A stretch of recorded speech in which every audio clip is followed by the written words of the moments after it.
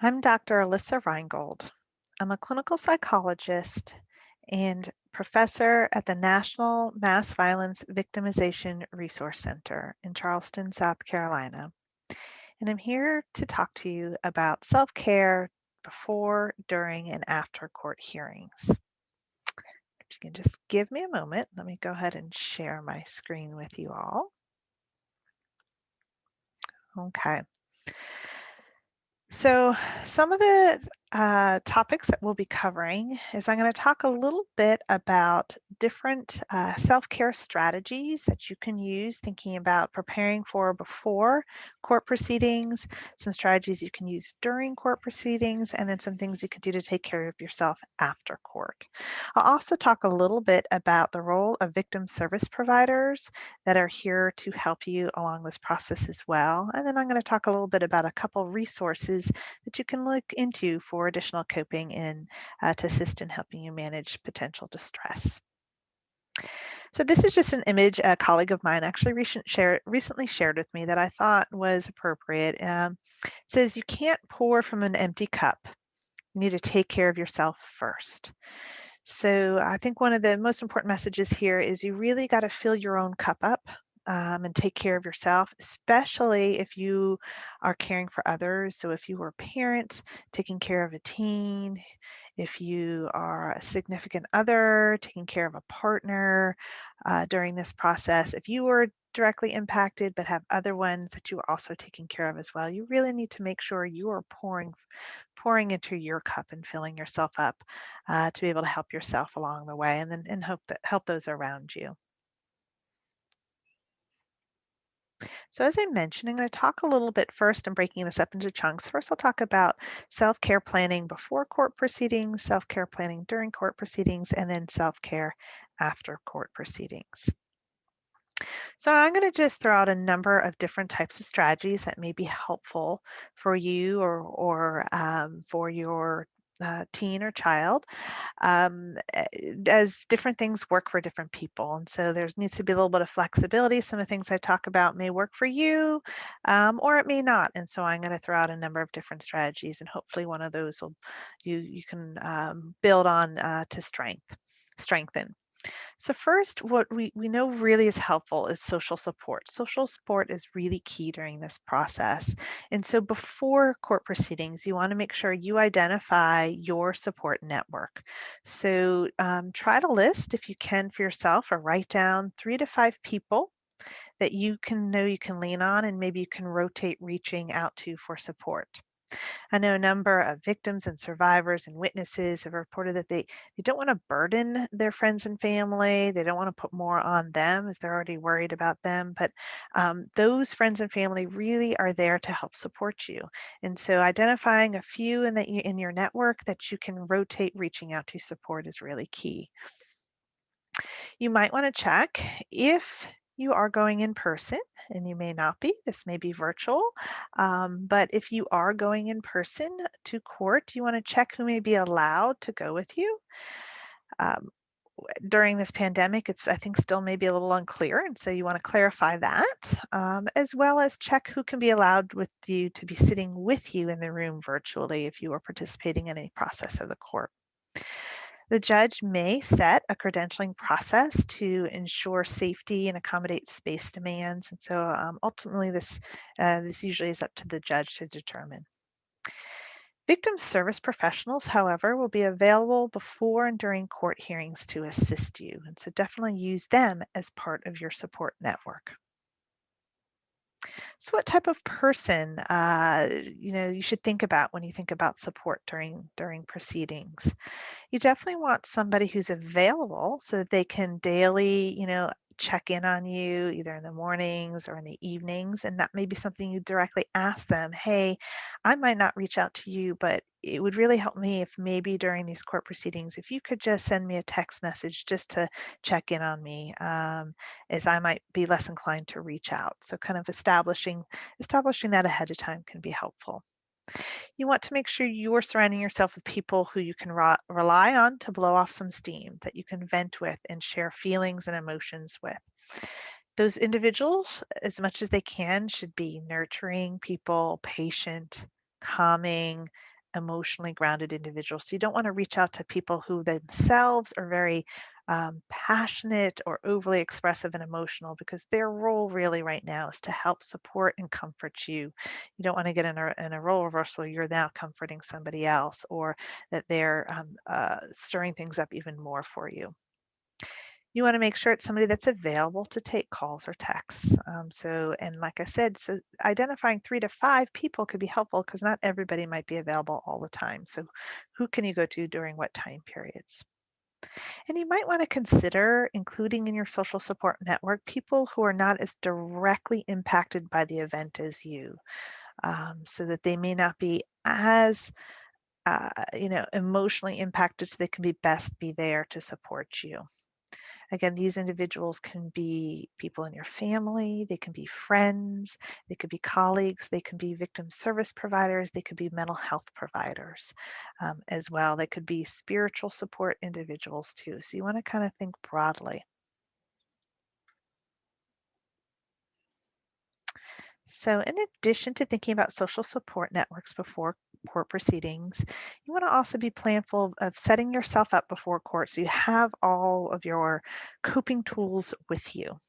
And some things to consider that's part of those coping tools are things like tangible photographs, either of yourself, of loved ones, or of your support network, or something that kind of helps ground you. And so printing those up ahead of time. If you are going to be going in person to court, some courtrooms may not allow cell phones, and so it may be helpful to print those photographs so you have kind of hard copies of those, to have those images in front of you. If you're going to be virtual, even virtually, they may not allow you to have your phones on, may ask you to turn those off. So having some tangible printed photographs may be helpful to have at home with you. You also might want to load them on your phone too, so that way, if you do have access to your phone, you can pull them up there as well. In addition to photos, you might want to consider some music. So loading one or more playlists on your cell phone with sort of either soothing or inspirational music, or whatever sort of helps you kind of relax, can be helpful. You might want to think about downloading on your phone and load some breathing or mindfulness or meditation apps on your phone. Um, for example, apps like Calm or Headspace, or the new self help app that we developed at our center called Transcend NMVC, has some self care tips on there as well. Again, you might not be able to access those apps during the proceedings, but it will be helpful to have them available to listen to if you needed to step out and take a little bit of a break.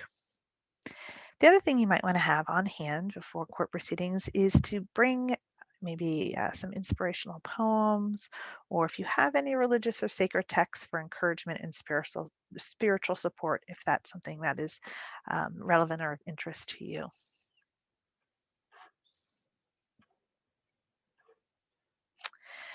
In addition, you want to, if you can, learn and practice ahead of time several breathing strategies to help calm your body when you may be feeling stressed during the proceedings. So simple ones to practice, so that don't require a whole lot of effort. One of those is called box or square breathing, which I'm going to practice with you guys in just a minute. Which it's just really about breathing in and slowly counting to 4, holding for 4 counts, and breathing out for 4. So it's just sort of a nice even breathing as a way to calm your body down. You might also want to learn and practice 2 additional calming techniques. Since breathing, you want, as many tools in your tool belt with you to lean on. Your victim service provider or mental health professional can help you learn other helpful techniques if you need that. In addition, our National Mass Violence Victimization Resource Center website has a tip sheet or a longer guide on managing distress that teaches some grounding techniques as well. And you can find that on our website. And it's important to kind of practice those ahead of time, because if you're going to pull on those skills when you're feeling a little overwhelmed or distressed, they're hard to engage in doing at those times. And so you want to have those practiced, kind of like learning to ride a bike. You practice riding a bike on flat ground, right? And so we want to practice these skills on flat ground, not when you're too overwhelmed. So that way, when you're riding that bike down a big, rocky hill, you're better adept to be able to manage those bumps when they come. And the third thing to consider is you want to determine what parts of this court hearing that you want to attend and pay attention to. So eyewitness accounts and crime scene photos may be a part of some of the processes, and for some people can be difficult to see and hear. You may want to consider stepping out of the room during those times. And so that's something you want to talk over with your victim service providers, so that they can help you inform you about what those actual proceedings are going to be and what type of information is going to be shared, so you can make an informed choice of what you want to see or hear. Because it's important to remember that you can't really unhear descriptions or unsee images. And so you might want to consider that for yourself. All right, so let's actually go ahead and I'm just going to talk you through a square or box breathing technique. Okay, and so we are going to use this square as a guide to help us through. And we are going to start in just a second. So breathe in, hold, breathe out, hold, breathe in, hold, breathe out, hold. One more time. In, hold, out, hold. And you can do that exercise as long as you need to, again, the goal is to make your breath calm and even. There are lots of different other breathing techniques out there as well that you can practice to kind of help slow down your breath and ground you in the moment. So I mentioned victim service provider, victim service professional. And what a victim service professional, or VSP, is somebody that may identify themselves to you as a victim advocate or a victim or witness coordinator. And there's different victim service professionals in different types of jurisdictions and different agencies. So in the case of a state or local jurisdiction, your district attorney, sometimes called a prosecutor, may have a victim witness staff member that will explain the justice system processes to you, help you prepare for them. In many of these type of cases, there are a number of different justice system-based victim service professionals that will be available, and they may also be mental health and behavioral health professionals. There could also be community-based victim service professionals as well. Sometimes the FBI victim service professionals also step in to assist, as well as victim service professionals from law enforcement. So it sometimes can be a little overwhelming because there may be multiple people involved. Usually there is a point person or a point coordinator of all victim services for these types of proceedings. So make sure you know who that is. They usually will be working with I believe the STEM Center for Strength. Some of their providers will be available as well for you. So victim service providers can do a number of things. They can help you understand your rights under the laws as a victim or survivor. And these can include your rights to participate in all of these court proceedings. Depending, as I said, during COVID, court proceedings have been changed a lot. And so and they're still in the process of changing as these vaccines are rolling out. And so you definitely want to touch base to find out what is going to potentially occur. And that might be kind of shifting, I would assume, week by week and day by day. If it is going to be in person, your victim service provider will instruct you, for instance, on where you can park that's in a secure location. Will there be escorts? Tips around courthouse security, the layout of the courthouse, seating, if there's sort of scheduled seating, if there's going to be a separate quiet room or family room, or and be able to talk to you about any of the sort of amenities around the building location, as well as things about lunch and things like that. And so you want to make sure you want to let your victim service professional know about any accommodations that you may need during these proceedings. Um,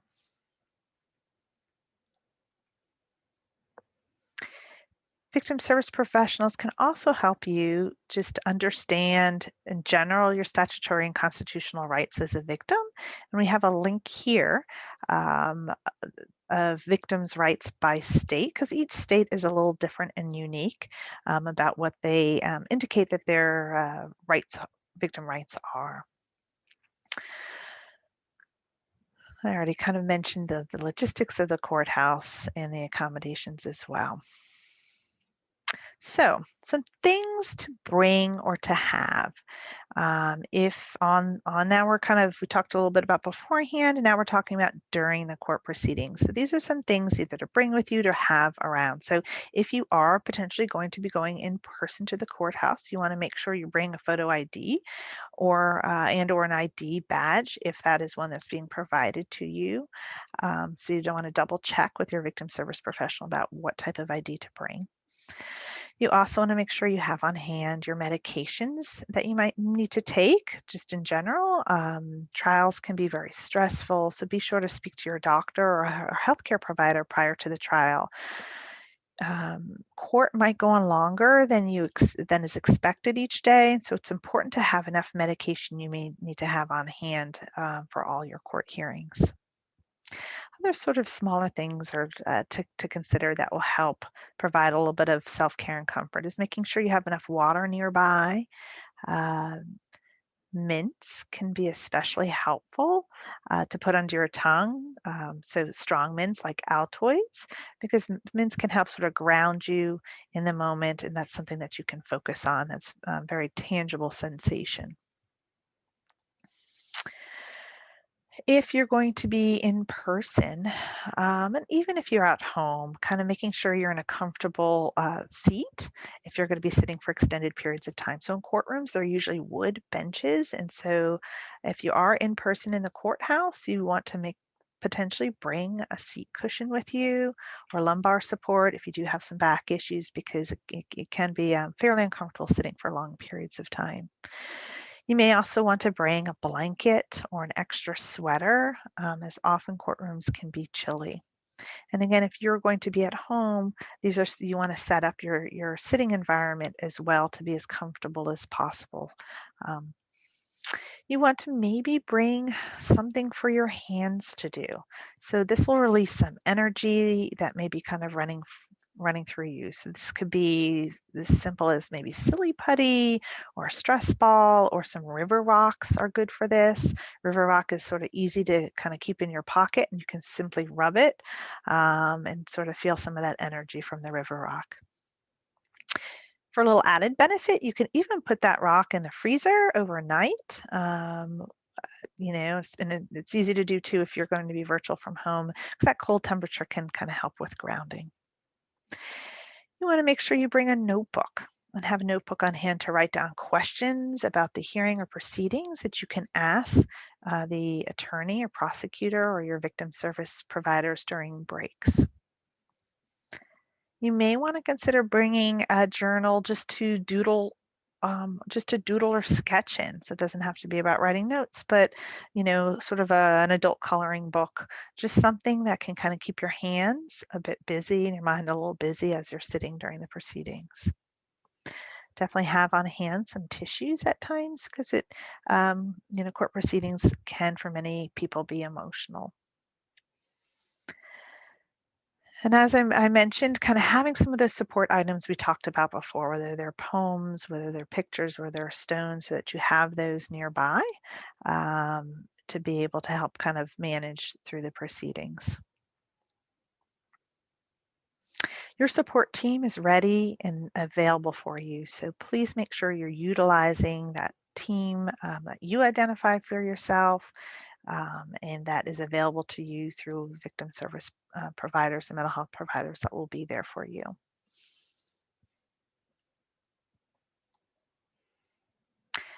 So a couple other things to consider if you are going to be in participating in these court proceedings virtually. You may want to consider having your support persons with you since you maybe there's maybe more flexibility to have those individuals around near you. You want to dress for personal comfort. You want to try as much as you can to take breaks to stand up and stretch and walk around to kind of release some of that energy to help that self-care throughout these proceedings. You also want to make sure you choose a location in your house that offers comfort and privacy, but you really want to avoid your bed if you can possible, because you really want to keep your bed associated with sleep. And so you don't want your bed associated with court proceedings, because then it may be difficult for you to fall asleep at night. So I'd encourage you to try to identify somewhere else in the house that's not on your bed that you can have some privacy or some comfort. And then as much as you can, you also want to if you're going to be observing it through your phone, you want to make sure your phone is propped up or your computer's propped up so you're not holding it the whole time and your arms are kind of getting tense. You may want to consider turning off the video at times and just listen as a way to kind of give your eyes a little bit of a break so that just being engaged virtually all day long can be a strain on your brain as well. Now, if you are going to be testifying as a witness during the proceedings, some other things to consider. First, you want to arrive early if you're in person, so you get a good, good lay of the land, of the surroundings. You're not feeling rushed. And if you're going to be testifying virtually from home, again, you want to get situated and set up early. But then be prepared to wait. Because unfortunately, that's kind of how court processes work, is there's a lot of quick, everybody get their seat, and then there's waiting, a lot of downtime. And so again, having something on hand to be doing to occupying yourself while you're waiting, whether it's, a little sketching or other sort of things. You want to make sure that you have some water. And so if you are testifying, you are always allowed to ask for water in the middle of your testimony, and there should be water available to you. So that is one way to kind of help slow things down for yourself and take care of yourself while you're testifying, is to ask for water, take some moment to pour it, take pause to deep breath, and to have some sips of that water as a way to slow down that process of what's going on for you so you can kind of get your bearings if you're feeling overwhelmed. Take some deep breaths before you answer questions. You may want to consider resting your eyes somewhere in that courtroom or somewhere in your room where nothing is happening as a way to kind of ground yourself or to stay focused. Or maybe you focus your attention on a support person and then you keep your eyes directed on that individual.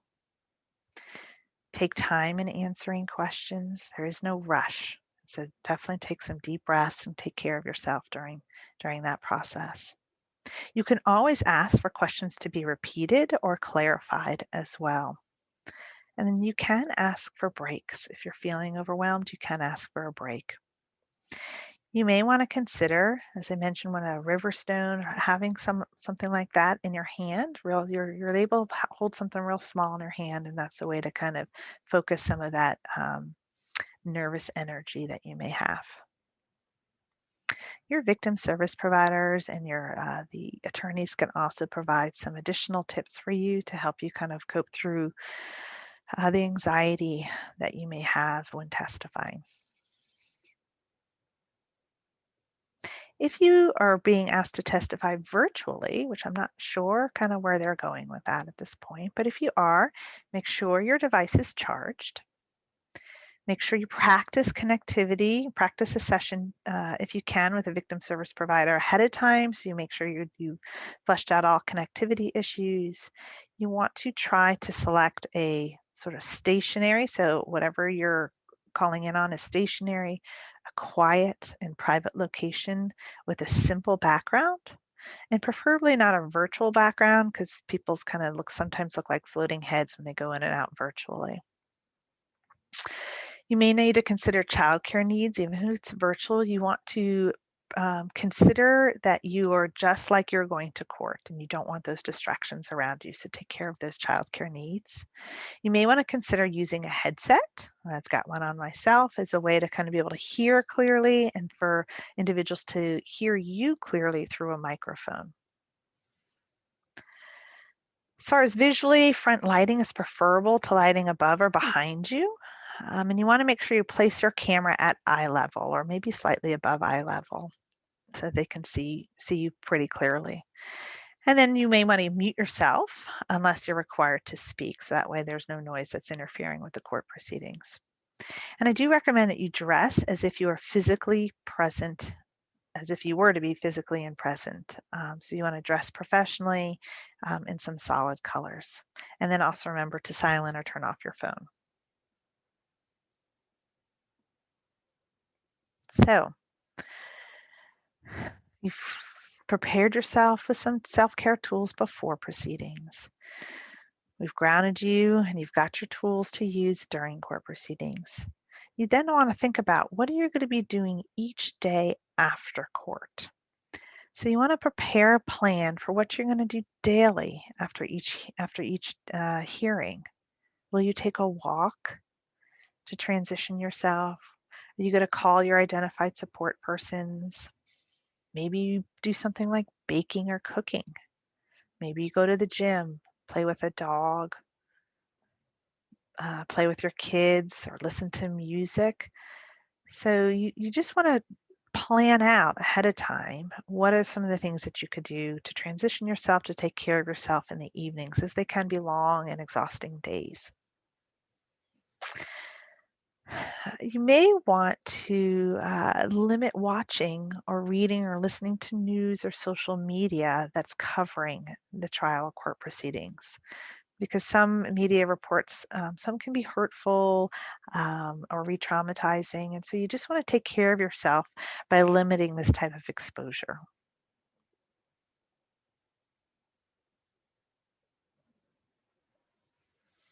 I can't stress enough that there are resources there for you.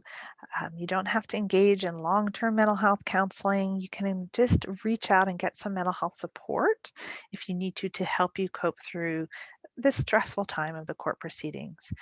There should be mental health support on site at the courthouse if there is going to be in person. But you also want to make sure you're connected to who can you call if it's virtual, who's available for you to be able to help you out if you are at home, that you can reach out to. And your victim service professional should be able to direct you to some of those, who those people could be, those contact people. Mental health support is available after court proceedings as well. And like I said, you might want to reach out to your victim service professional about who they may recommend, because they often vet specific type of providers in your community that are trained in understanding trauma and understanding these sort of court processes. If you are interested in continuing mental health services, I'd encourage you to reach out to the STEM Center for Strength for direction. And then also you might want to familiarize yourself with the state crime victims compensation programs, which can help cover mental health costs. As I mentioned, the STEM Center for Strength should be able to help direct you and help you navigate those issues. So some things to think about ahead of time. You might want to think about how you might feel if the trial does not end the way you think it should. You might want to talk this over with your victim service provider or another mental health provider. They might be able to help you sort of process some of those feelings. It's also important to remember that although you or other you and the other victims and survivors that share that same experience, that you might not all agree upon the outcome of the court event or the proceedings. Nor does it mean that you all have the same feelings and thoughts about what should happen to the defendant. So that's just something for you to consider to talk over with your victim service provider or mental health providers to kind of help you process that. Court proceedings, they can be difficult and stressful. And so you definitely want to make sure you're taking care of yourself, you're taking care of those around you. If you are a parent, taking care of your teen throughout the way. And maybe having some dialogue now as a parent and teens and families together to talk through some of these steps, because what works for one person might not work for another. And so you want to figure out, what's your family plan? How can you help each other? What are some cues that you can notice in each other that can say, hey, you can give yourself each other a sign to let them know you're thinking about them, or hey, I noticed a red flag. Why don't you consider, doing something to take care of yourself? And so, kind of having some of those discussions ahead of time can be helpful before court, so that you guys are all on the same page of how to help each other.